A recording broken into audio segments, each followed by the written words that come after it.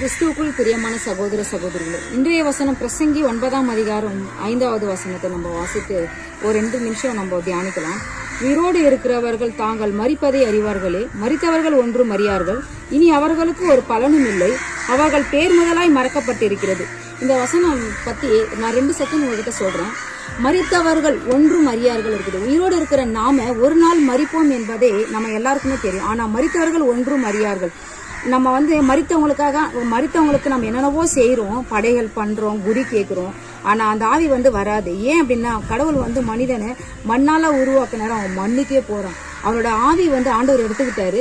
அவனோட ஆவி உண்மையிலே வராது. சூரியனுக்கு கீழே நீ செய்கிறதில் ஒன்றும் அவனுக்கு பங்கில்லை, சந்தோஷத்திலே உன் ஆகாரத்தை புசின்னு வேதம் சொல்றது.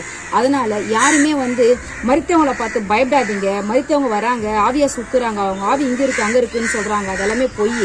ஏன்னா இந்த வேதம் உண்மையாவே சொல்லுது,